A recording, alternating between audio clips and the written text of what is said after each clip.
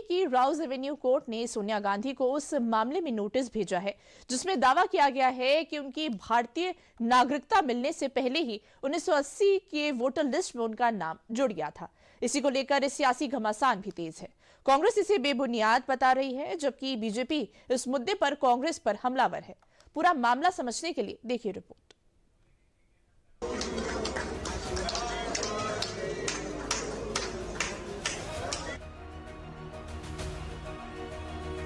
कांग्रेस की पूर्व अध्यक्ष और राज्यसभा सांसद सोनिया गांधी के लिए मंगलवार की सुबह का आगाज जन्मदिन की शुभकामनाओं के साथ हुआ।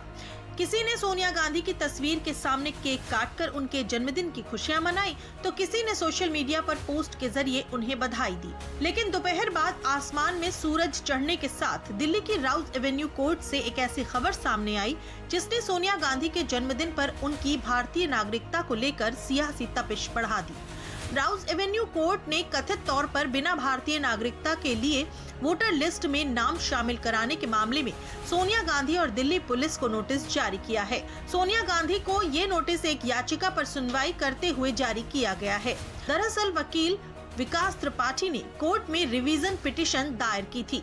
उनका आरोप है कि सोनिया गांधी को 30 अप्रैल 1983 को भारत की नागरिकता मिली, लेकिन इसके 3 साल पहले यानी 1980 की मतदाता सूची में उनका नाम पहले से मौजूद था। याचिकाकर्ता का कहना है कि मतदाता सूची में नाम केवल उन्हीं का शामिल हो सकता है जिनके पास भारतीय नागरिकता हो। इसलिए 1980 की लिस्ट में एंट्री अपने आप में संदेह पैदा करती है। विकास त्रिपाठी का दावा है कि 1982 में सोनिया गांधी का नाम सूची से हटा दिया गया और 1983 में नागरिकता मिलने के बाद दोबारा जोड़ा गया।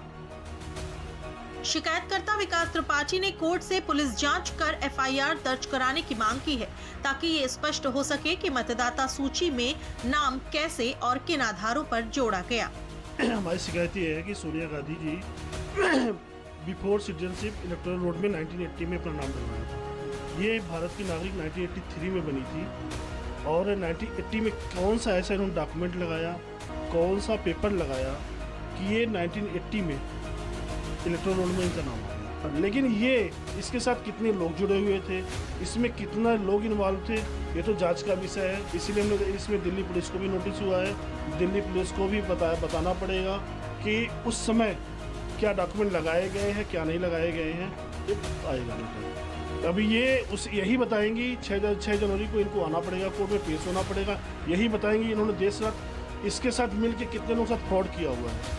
अभी एसआईआर का मुद्दा चल रहा है। एसआईआर के मुद्दे में हमको लगता है इन्होंने कितने लोगों को नाम जुड़वाया होगा, देश विदेश में कितने लोगों को लाके यहाँ पे रखा हुआ होगा। अभी आज ही मैं सुबह न्यूज़पेपर देख रहा था, 1575 लोग विदेशी यूपी में पाए गए हैं। अब हो सकता है कि रायबरेली और अमेठी में भी ऐसा हो, तो जांच का विषय देखा जाएगा। 5 दिसंबर को इस मामले में राउज एवेन्यू स्थित विशेष न्यायाधीश की अदालत ने सोनिया गांधी का नाम शामिल किए जाने के खिलाफ एफआईआर करने की मांग को लेकर दायर आपराधिक पुनरीक्षण याचिका पर सुनवाई को टाल दिया था, जिसके बाद अब मंगलवार को राउज एवेन्यू कोर्ट ने सोनिया गांधी के खिलाफ नोटिस जारी की। इसके अलावा याचिका में मजिस्ट्रेट के उस फैसले को चुनौती दी गई जिसमें सोनिया गांधी के खिलाफ दायर शिकायत को खारिज कर दिया गया था। याचिका खारिज होने की एक वजह पर याचिकाकर्ता विकास त्रिपाठी ने भी रोशनी डाली। कोर्ट को ये लगा कि हम इनको फोटोकॉपी दे रहे हैं, इसका कोई प्रूफ नहीं है। फिर मैंने भारत निर्वाचन आयोग में नई दिल्ली ऑफिस में जाके एप्लीकेशन लगाई, वहाँ से अटेस्टेड कॉपी मांगी, वहाँ से मुझे अटेस्टेड कॉपी मिली। उसकी अटेस्टेड कॉपी मेरे पास पड़ी हुई है, क्योंकि कोई भी आदमी कहीं भी अगर अपना नाम जोड़ता है तो उसको एक प्रॉपर डॉक्यूमेंट की ज़रूरत होती है।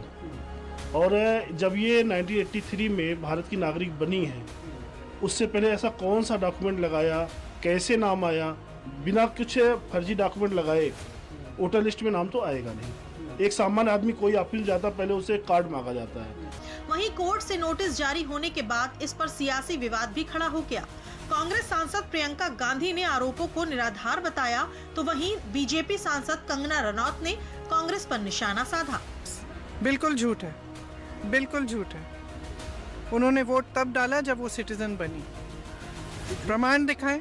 पड़े हुए हैं, वो बेचारी 80 साल की होने वाली हैं, पूरी उम्र उन्होंने देश की सेवा की है, तो इस उम्र में तो छोड़ देना चाहिए। पॉलिटिकल परिवार से आने के बावजूद ये हमेशा कानूनों का और नियमों का उल्लंघन करते रहे, क्योंकि इनको लगता है कि ये बाबू लोग हैं, ये साहब लोग हैं, और ना कि ये संविधान का ही हमेशा अपमान करते हैं। ये हमारे देश की जो है, जो इन देश के जो मूल्य हैं, जो कि एक वोटिंग का अधिकार होता है, उसके लिए एक नागरिकता लेना जो है उनके लिए कोई बड़ी बात नहीं थी। वो चाहते तो ये 1 घंटे में ही उनके लिए काम किया जा सकता था, जैसे कि उनके संबंध थे और जैसे कि उनकी हैसियत थी, लेकिन फिर भी उन्होंने ये जान के ये नियम तोड़ा। सोनिया गांधी के वोटर लिस्ट मामले में कोर्ट ने राज्य सरकार को भी नोटिस जारी किया है और पूरे केस का रिकॉर्ड मंगाया है। अगली सुनवाई तक सोनिया गांधी और राज्य सरकार को नोटिस का जवाब देना होगा। नागरिकता से पहले वोटर लिस्ट में नाम के मामले में जहां विपक्ष पूरे मामले में अपना पल्ला झाड़ रहा है, तो वहीं बीजेपी लगातार कांग्रेस पर हमलावर है।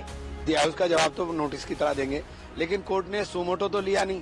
कंप्लेंट फाइल की गई, जानबूझ कर कंप्लेंट फाइल कराई जाती है, जानबूझ करके परेशान कराया जाता है। ये पैरों पर चलने वाली चीजें हैं नहीं, ये चलेंगी नहीं, कोर्ट में जा करके पुश हो जाएंगी।